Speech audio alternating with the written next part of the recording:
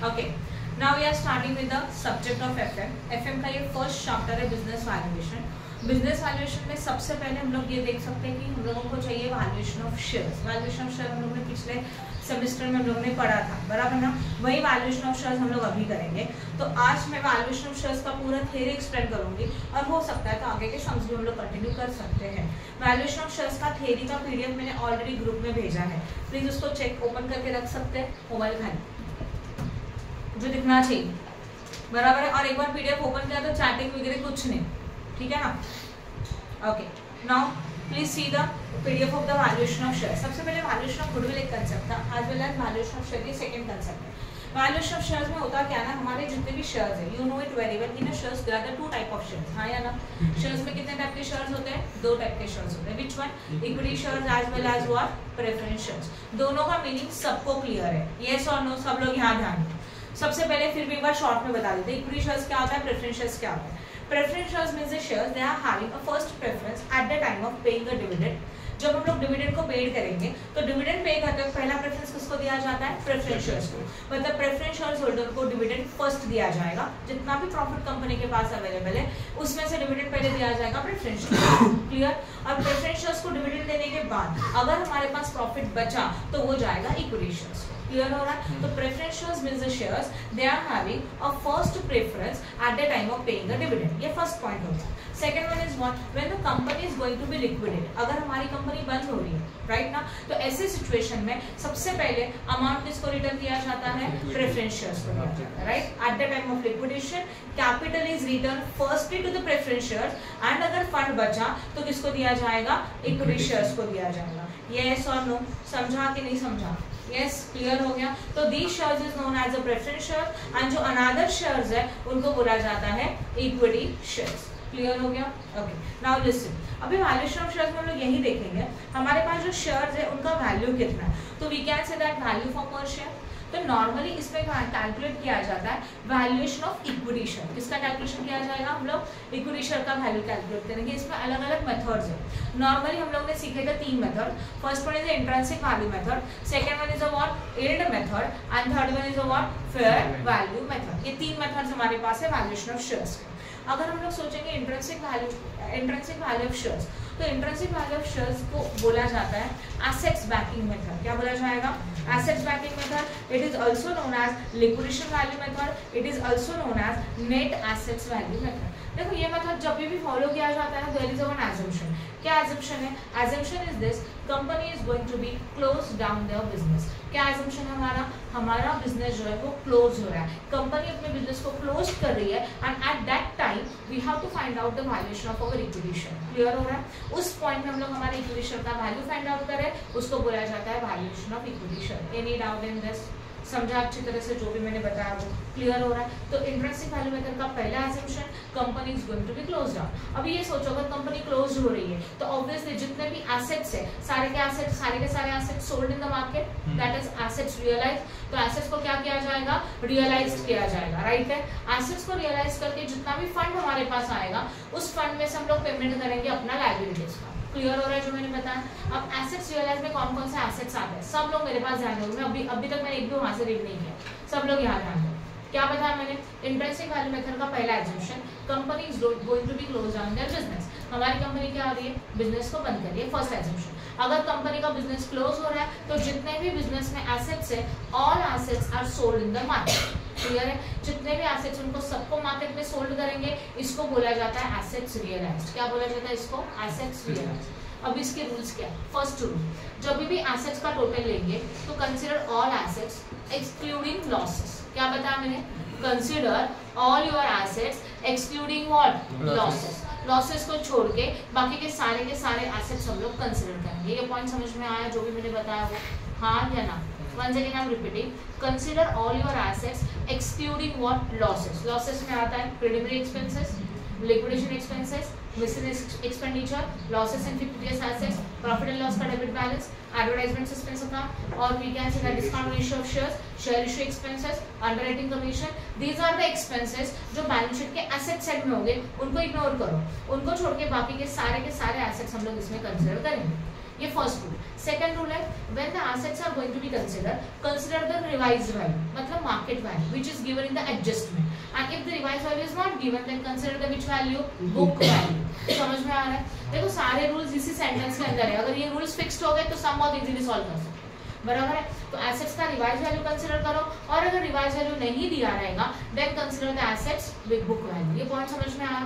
Okay, अभी और एक बात, इसमें गुडविल भी कंसीडर होता है एज वेल एज इन्वेस्टमेंट भी कंसीडर होता है। All assets consider the losses को छोड़ के at a market price, if market price is not given then consider the what, revised value। any doubt in this? समझा? assets के total में से हम लोग क्या माइनस करेंगे, liabilities माइनस करेंगे, सही है ना।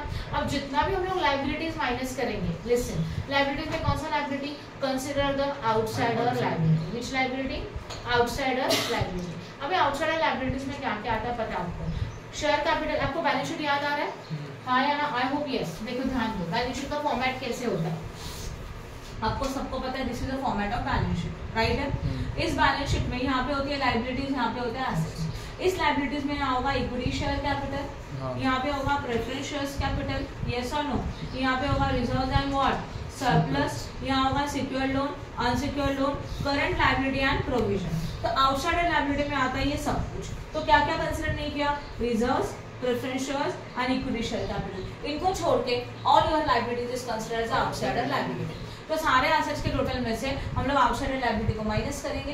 Again same rule is what, इनका अगर मार्केट वैल्यू या तो रिवाइज वैल्यू अवेलेबल है तो कंसीडर दिस वन, नहीं है तो consider the which value, book value. Clear हो रहा है? बस माइनस करो, मतलब देखो अब क्या बताया मैंने, एसेट्स का टोटल, हाँ या ना, एसेट्स का व्हाट टोटल, उसमें से हम लोग क्या माइनस करेंगे, आउटसाइडर व्हाट लायबिलिटी।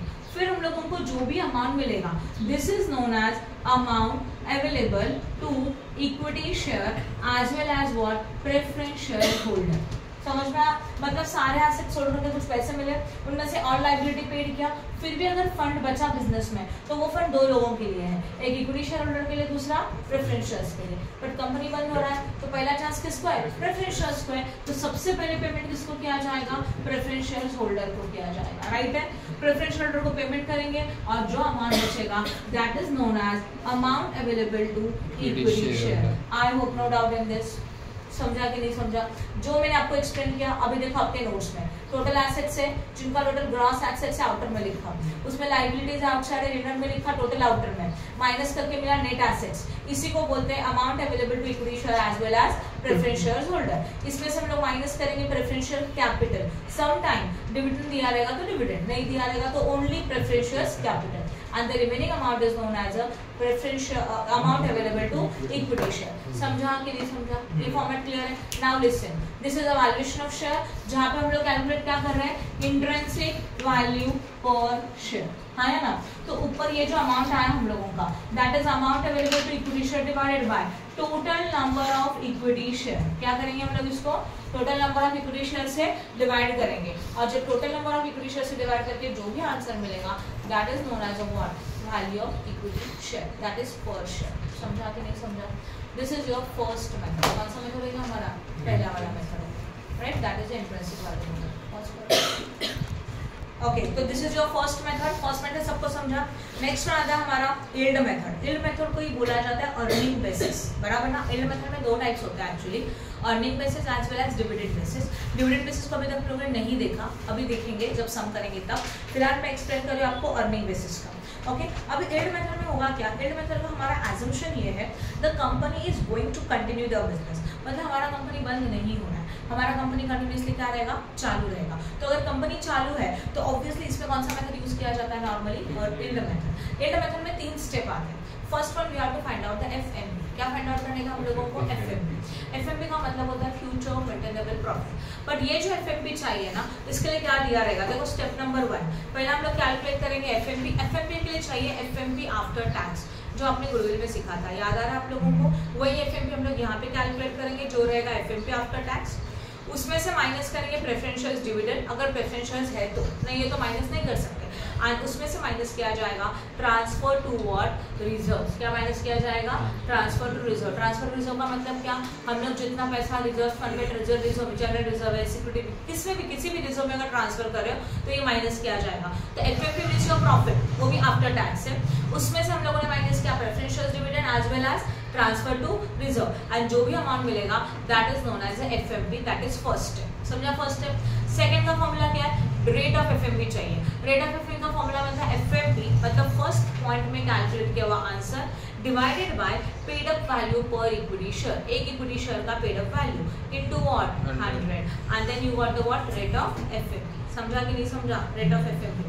उसको आता है yield value, third step. Yield value में क्या होगा, सेकंड स्टेप में जो आपने रेट कैलकुलेट किया वो रेट न्यूमरेटर में divided by NRR, that is normal rate of return, that is also given in the question, and multiply by amount paid पर शेयर। मतलब अगर एक शेयर का वैल्यू 10 है और 10 पेड अप है तो 10 आएगा, बट अगर एक शेयर का वैल्यू 10 है बट पेड अप है ओनली 7 तो यहाँ पे आएगा 7। क्लियर है। तो with the help of this formula you can find out value of equity share for fully paid up as well as what partly paid up also, दोनों कर सकते हैं हम लोग, राइट है। तो ये हो गया यील्ड मेथड, हो गया yield value method. And third step आता है fair value method. Fair value method बहुत सिंपल है, फर्स्ट का आंसर प्लस सेकंड का answer, that is intrinsic value plus yield value divided by 2, and you got which method, fair value method. Okay, अब इसमें मैंने आपको एक्सटेंड नहीं किए 2 पॉइंट्स, एक yield value method on the dividend basis, which basis on dividend basis, वो सम में explain करूंगी तो इजीली समझेगा।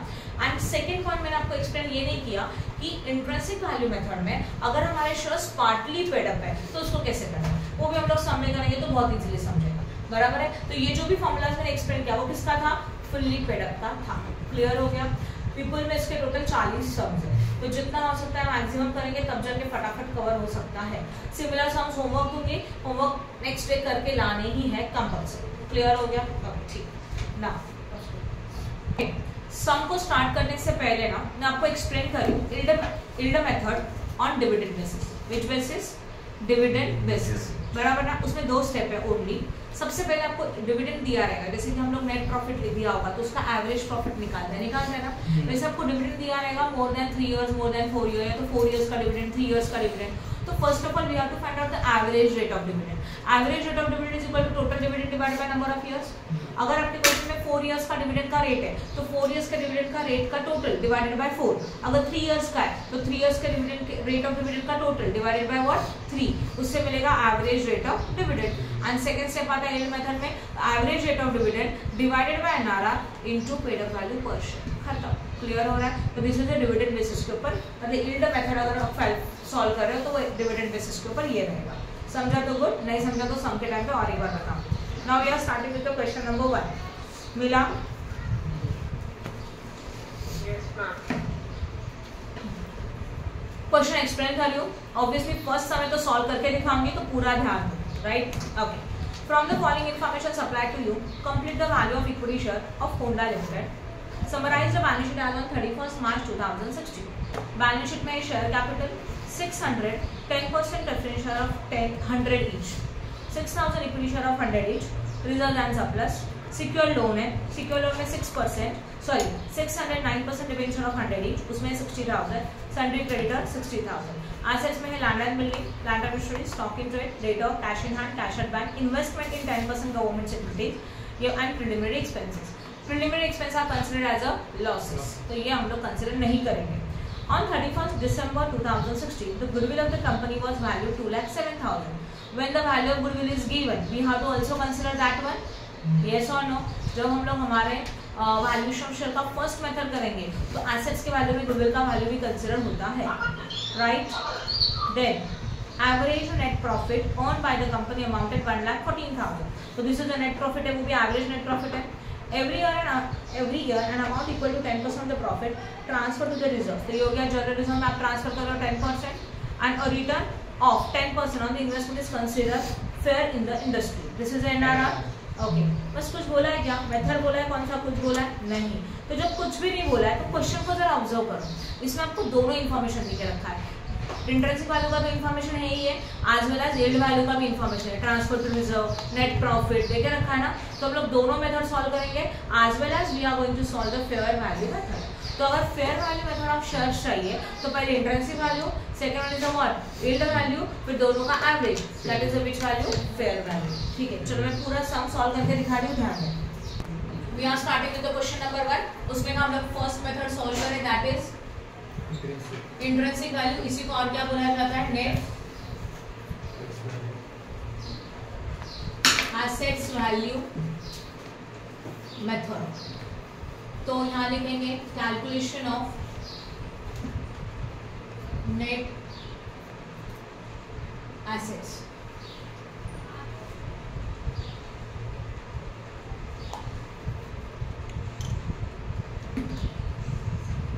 इन और outer two columns, normal as usual.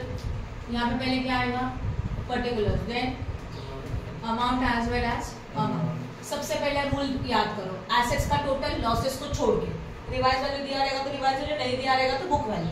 तो सबसे पहले बैलेंस शीट में जाओ, देखो एडजस्टमेंट में सिर्फ गुडविल का रिवाइज वैल्यू है ना, बाकी किसी और एसेट्स का है क्या? अगर एडजस्टमेंट में रिवाइज वैल्यू दिया रहेगा तो ऊपर बैलेंस शीट में आप उसको टिक करके देंगे, तो पता चलेगा जिनको टिक है उनका रिवाइज वैल्यू है, जिनको टिक नहीं उनका रिवाइज वैल्यू नहीं है। तो यहाँ पे किसी का भी रिवाइज वैल्यू नहीं है गुडविल छोड़ के। तो पहले बैलेंस शीट में जाओ, लाइन में एसेट्स बोलो, पहला वाला लैंड एंड बिल्डिंग 2,40,000। नेक्स्ट कितना? 2,40,000 same. Next stock in trade, how much? 1,20,000। Next कितना? 30,000। Next cash and bank, how much? 1,50,000। 150 ना? हाँ। Next cash in hand 60,000। 60। Next investment in 10% government securities, investment 60,000। Next हो गया। लॉसेस थे अभी क्या आएगा? गुडविल। लॉसेस तो आएंगे नहीं, अब गुडविल। गुडविल का रिवाइज वैल्यू कितना है? 2,07,000। 2,07,000। सबका करो टोटल। 11,07,000।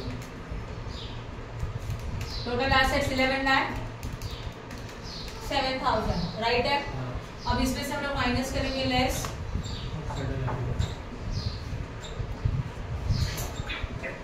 आउटसाइडर लायबिलिटी, सही है। आउटसाइड लायबिलिटी में बोलो, आउटसाइड लायबिलिटी में equity share, preference share, reserves को छोड़ के सब कुछ लाइन में। सिक्योर्ड मैम लोन, इसमें return of 10% on investment is consider industry बोला। क्या क्या क्या समझा रहे? Return of 10% on the investment is consider fair in the industry. वो एनआरआर है, नॉर्मल रेट ऑफ रिटर्न है वो, तो उसका तो फिलहाल कुछ नहीं करेंगे, राइट ना। अब बताओ क्या है? सिक्योर्ड लोन सिक्योर लोन कितना?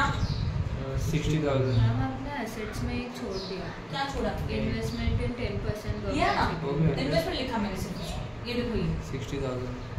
हम सॉल्यूशन में 10,47,000 प्रिंटिंग मिस्टेक है वो। एक मिनट रुक, क्या हो गया? मैंने मैंने टोटल नहीं किया, आप लोग कैंसिल में करो। देखो ये विपुल का बुक है, बहुत सारे मिस्टेक्स होते हैं, तो प्लीज आप खुद से एक बार कैलकुलेट करके देखो, सही है। Printing mistake. Okay, secure loan 60,000, फिर क्रेडिटर्स कितना? 60,000। नेक्स्ट वन ज़्यादा दो ही है हो, और कुछ नहीं है ना। 60 प्लस 60 1,20,000। 1,20,000 करो माइनस 9,87,000। 9,87,000। और इसको क्या बोला जाएगा? देखो ध्यान दो, amount available to equity share and preference share holder. सबसे पहले हम लोग माइनस करेंगे प्रेफरेंस शेयर होल्डर्स के लिए प्रेफरेंस शेयर कैपिटल दिया है क्वेश्चन में, चेक करो। हाँ, कितना preference share capital? 60,000। Only 60,000, right. तो 60,000 माइनस करेंगे तो कितना हो जाएगा? 9,27,000। 9,27,000 and this is known as amount available to equity share. Available to equity share holder. Clear हो गया? यहाँ पे हमारा एक स्टेप खत्म, राइट। लाइन ड्रॉ करके छोड़ दो।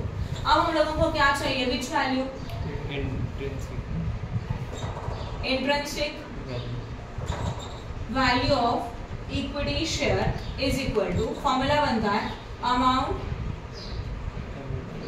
Available to equity share divided by number of equity shares, सही है। तो amount available to equity shares है 9,27,000। अब हम लोगों को चाहिए नंबर ऑफ इक्विटी शेयर, और वो क्वेश्चन में कितना देके रखा है? 6,000 है ना। तो डिवाइड बाय 6,000 करो 154.5। 154.5। तो यहाँ लिखेंगे intrinsic value per share is equal to rupees 154.5. Our first step is complete. हाँ या ना? First method complete हो गया. Yes. अब हम लोग को स्टार्ट करने का which method? Second method.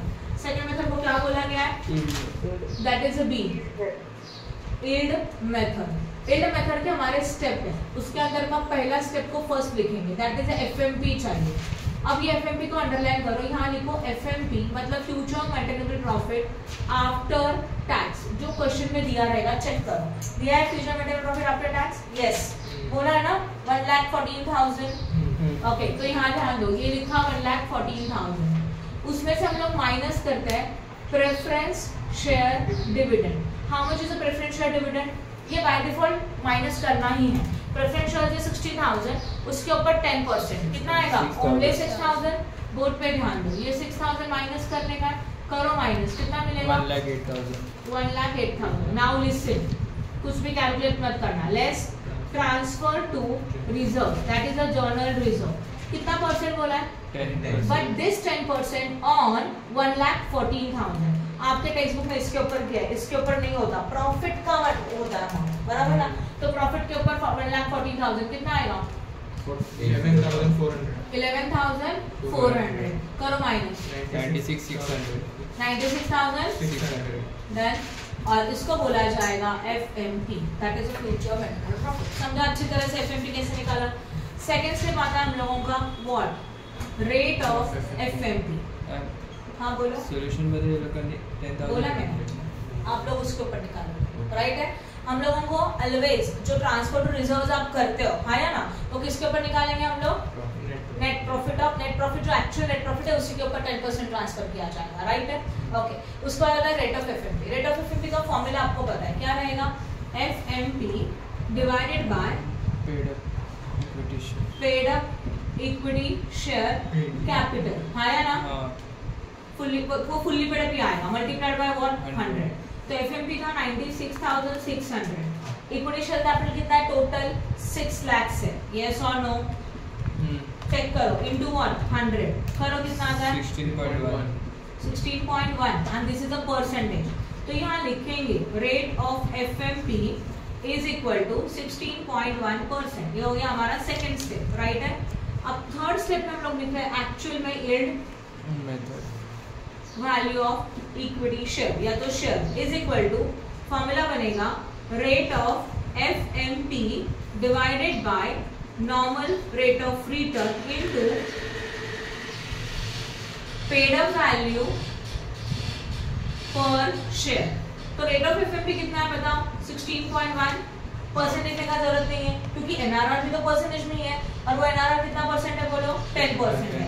Into paid up value per share भी कितना है? 100 है. चेक करो और करो कैलकुलेट. 161. तो यहाँ पे लिखेंगे yield value per share is equal to ₹161. I hope no doubt in this. Completed. First one is intrinsic value method. Second one is yield method. अभी हम लोग थर्ड मेथड करेंगे. थर्ड मेथड हमारा कौन सा मेथड है? Fair value method. That is C. Fair value method. तो fair value method का फॉर्मूला है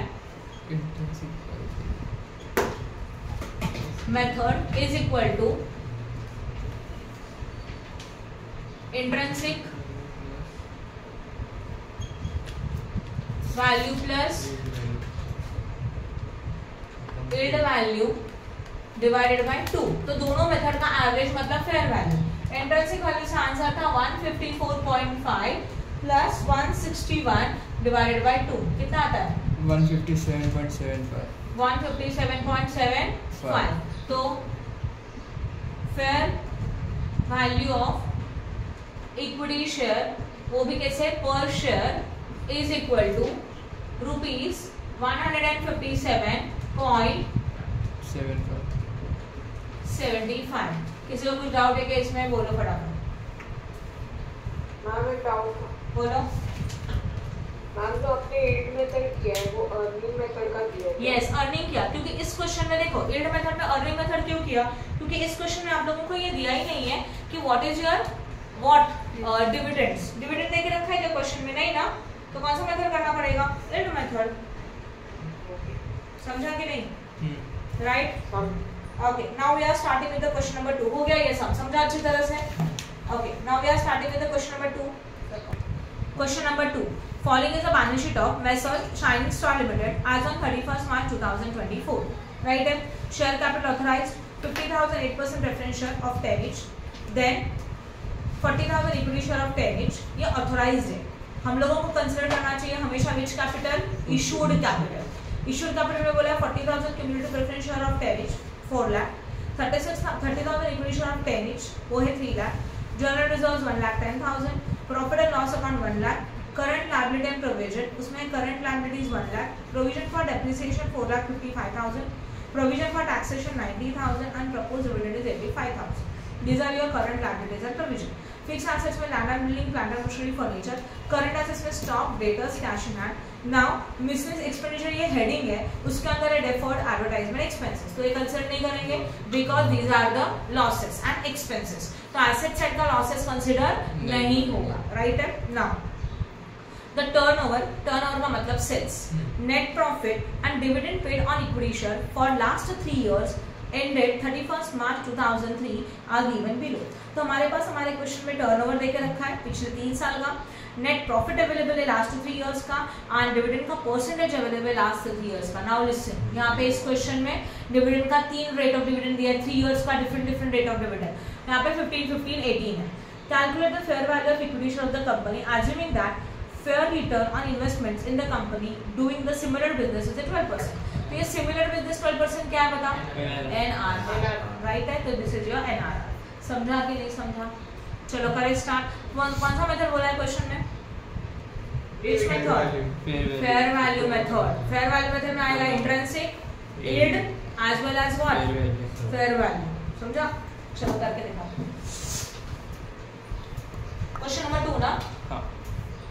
क्वेश्चन नंबर 2 में फर्स्ट मेथड आएगा नेट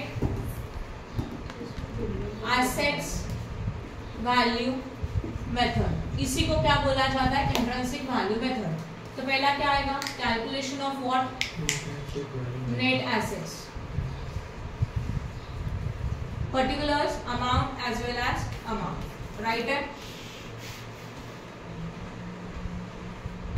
यहाँ पे क्या लिखेंगे? Particulars, amount as well as amount. चलो बताओ फटाफट। सबसे पहले क्या आएगा? एसेट्स। एसेट्स के लाइन में जाओ, मुझे नहीं लगता किसी का रिवाइज वैल्यू दिया है, सब बुक वैल्यू पे आएंगे लॉसेस को छोड़ के। बोलो फर्स्ट वन 2,20,000 क्या? Land and building, land and building. Okay 2,20,000 side by side totalling करो कोई तो। Next plant and machinery, plant and machinery कितना? 4,40,000। Next furniture, how much? 80,000। 80। हाँ, next stock in trade, how much? 3,10,000। 3,10,000। Next debtors कितना? 3,50,000। 350। Next cash and bank balance 1,70,000। 1,70,000। और कुछ नहीं, मतलब टोटल बताओ। 15,70,000। 15 लाख 70,000। ये हो गया एसेट्स का टोटल, सही है। इसमें से हम लोग माइनस करेंगे विच लायबिलिटी?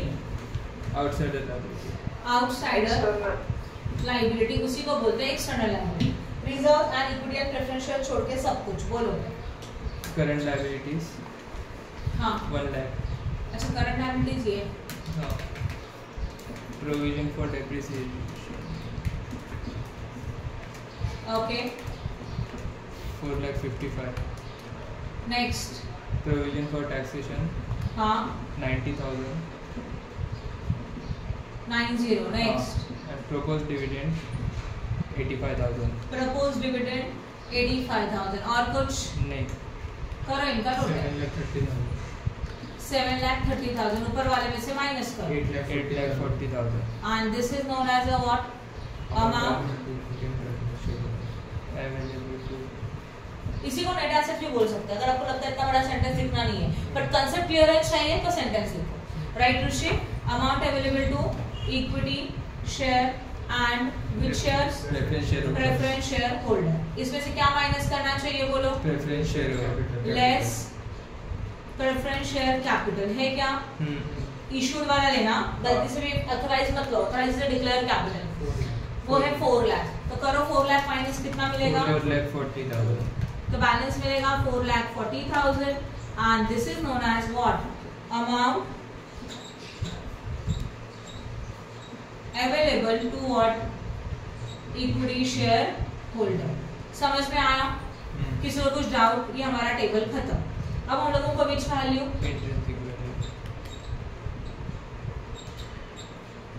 इंट्रिंसिक वैल्यू पर equity share is equal to what, amount available to equity share divided by what, number of equity. Number of equity share holder लिखना भूलना मत, नंबर ऑफ इक्विटी शेयर।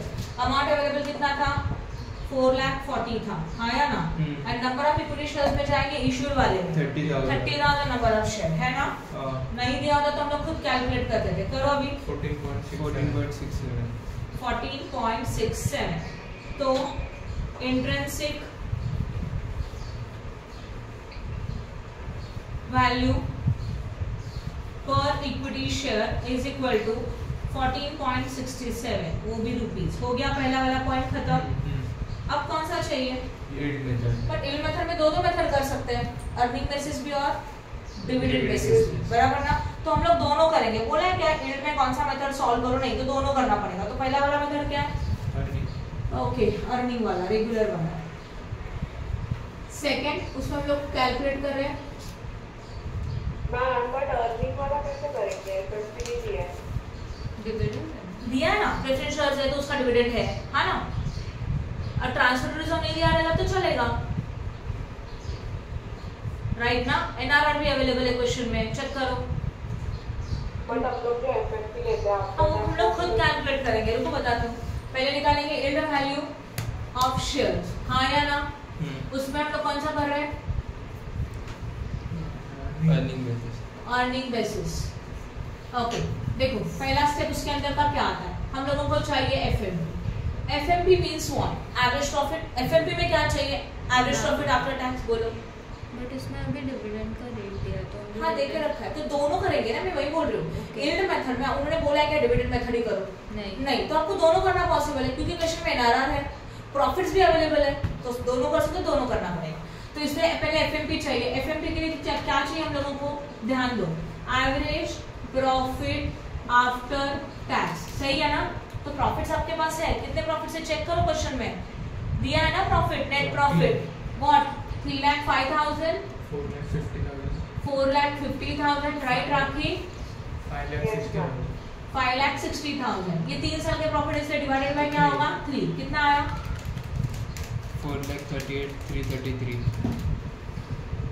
ये हो गया FMP, that is FMP after tax, yes और no? Board पे ध्यान दो अभी।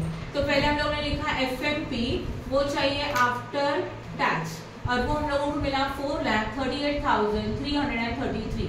उसमें से हम लोग माइनस करते हैं व्हाट, प्रेफरेंस शेयर्स डिविडेंड, हाँ या ना?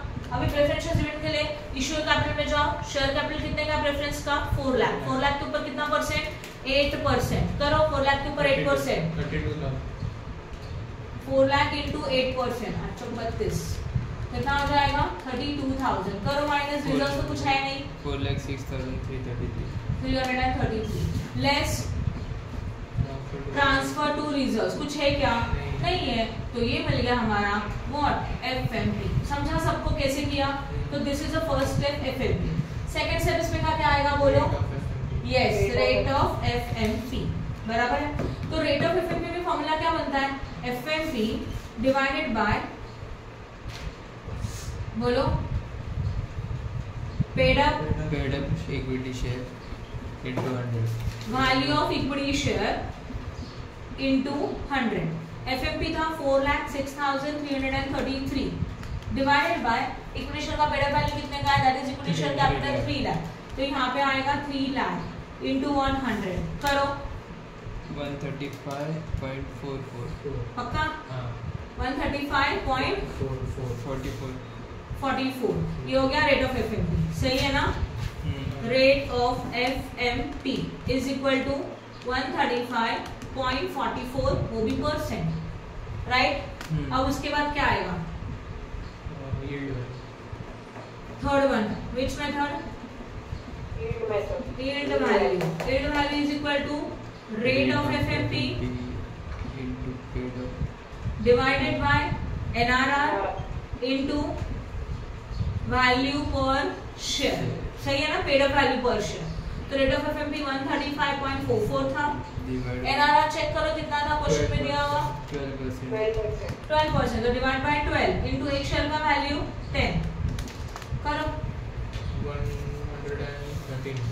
100 नहीं पॉइंट में बताओ रहेगा तो 112.87. हाँ, क्योंकि ये पर शेयर है ना, अगर आप इसको राउंड अप करें तो पूरे वैल्यू के लिए बहुत फर्क पड़ेगा. तो पर शेयर के वैल्यूज हमेशा पॉइंट में लेनी चाहिए. तो ये हो गया yield value is equal to 112.87 rupees per share. Right है. पर ये yield मेथड हम लोगों ने कहाँ से निकाला, कौन से मेथड से निकाला? Only earning basis. अब हम लोगों को निकालना है yield method by which basis?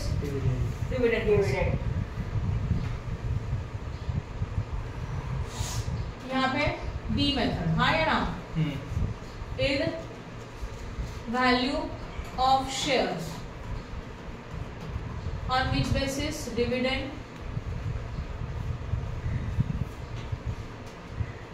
Basis. इसको क्या करेंगे? सबसे पहला आपको चाहिए एवरेज. देखो step, average rate of dividend. Average rate of dividend का मतलब जितना total dividend, total rate of dividend. Formula देखो, total rate of dividend divided by number of years. Number of years. आपको डिविडेंड का रेट क्या दिया पहले ईयर में? 50. सेकेंड ईयर में भी 50. थर्ड ईयर में 18. Divided by what? 3. करो. 16. करके देखा. हाँ. It is 16%. तो क्या आया? Average rate of dividend is equal to 16%. पहला स्टेप समझा. इसमें का second step, second yield method, that is the yield value. Yield value का फॉर्मूला रहेगा एवरेज रेट ऑफ डिविडेंड, हाँ या ना, divided by NRR into same paid up value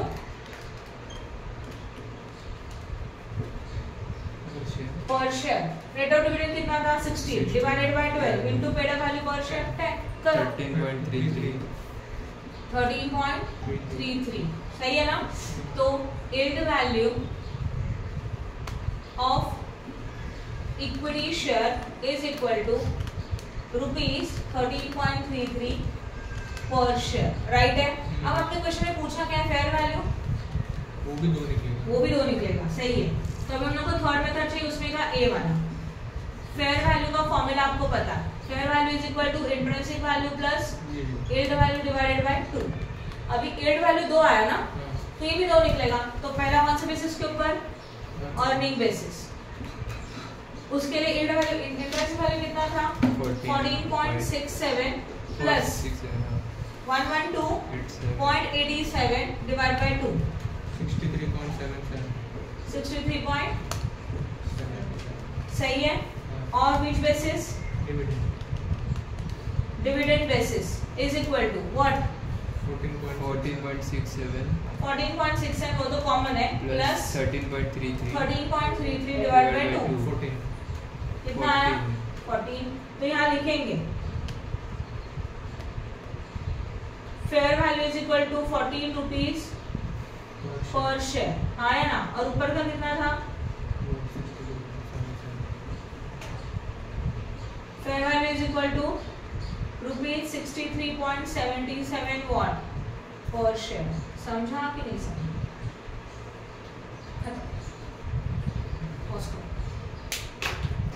okay, now we are starting with the question number 4. Question number 4 similar question है, मैं explain करूंगी, तुम लोग खुद सॉल्व करेंगे. क्वेश्चन नंबर 3 में हमारे पास लायबिलिटी अप्रोच है, इसके लिए वो मैं कल आपको एक्सप्लेन करूंगी. ठीक है. On 31st March 2012 balance sheet of Gomti limited was as follows. Liabilities rupees, assets rupees, share capital authorised 20,000 equity share of 100 each, issue and paid up capital 15,000 equity share that is 15 lakh, call arrears 2000. But ये call arrears वाला सब exit okay, question number 4 भी थोड़ा अलग है, तो वो भी मैं नेक्स्ट टाइम मतलब नेक्स्ट सेक्शन में सॉल्व करके दिखाऊंगी, जिसमें कॉमन एरियर्स है। आपको पता है intrinsic value for fully paid up share, intrinsic value for partly paid up share, 2 part आएंगे इसमें, राइट ना? तो वो भी मैं खुद सॉल्व करके दिखाऊंगी। तो आज हम लोग ने कितने क्वेश्चन दिए? Only 2, first and second. Okay, करो।